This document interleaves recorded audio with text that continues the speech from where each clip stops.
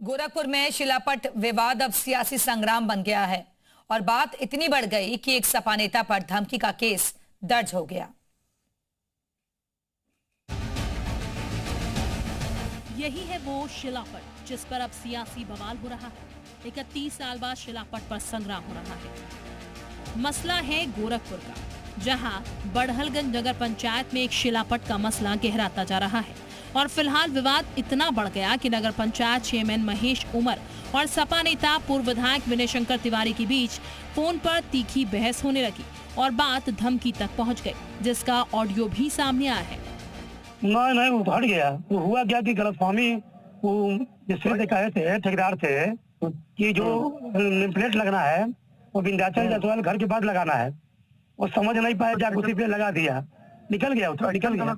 देखिए चेयरमैन साहब, ऐसी गलतफहमी हमसे भी हो जाएगी, कभी तो गलत हो जाएगा। नहीं ऐसा गलतफहमी हम हो सके नहीं अगर हम तो ढेर महंगा पड़ जाएगी। आप भी तेज मत बोलिए, मत बोलो एकदम। आप भी तेज मत बोलिए। हो सुन लो, तुमको कोई गलतफहमी दिमाग से निकाल देना। नहीं गलतफहमी हमको कुछ नहीं है। हमने आपको बता दिया कि वो निकल गया। बोलो नहीं एकदम बोलो नहीं। कहने बोले भाई, कहे बोले नहीं, बोलो नहीं तो अभी हम आएंगे तो ठीक से बता देंगे। ये फालतू बात मत बोलिए आप। हम फालतू बात नहीं, ठीक बात एकदम फालतू बात बोल रहे हैं आप। क्या ठीक कर देंगे आप हमको? तो हम आते बताते तुमको क्या हैसियत है। ठीक है, बताइए स्वागत है। तो सपा के राष्ट्रीय सचिव और पूर्व विधायक विनय शंकर तिवारी के खिलाफ बड़हलगंज कोतवाली में धमकी देने का केस दर्ज हुआ है।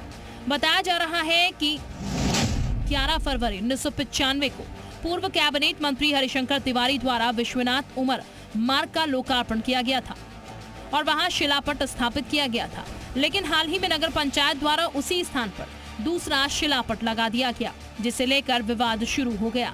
पूर्व मंत्री के समर्थकों के विरोध के बाद नया शिलापट आनन फानन में हटा दिया गया और पुराने शिलापट को फिर से व्यवस्थित किया गया। लेकिन इसी बीच शिलापट हटाने को लेकर चेयरमैन महेश उमर और विनय शंकर तिवारी के बीच मोबाइल पर तीखी बहस हो गई।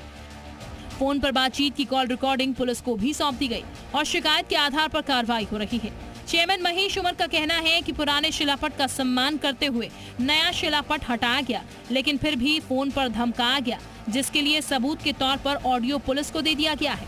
दूसरी तरफ पूर्व मंत्री हरिशंकर तिवारी के समर्थकों का आरोप है कि शिलापट को हटाने की कोशिश जानबूझकर की गई, जो पूरी तरह गलत है। फिलहाल पुलिस मामले की जांच कर रही है और सपा नेता की मुश्किलें बढ़ती दिख रही हैं। हालांकि अब देखना होगा कि शिलापट से शुरू हुआ ये विवाद कहां जाकर रुकता है, क्योंकि शिलापट के मामले में अब सियासी टकराव दिख रहा है।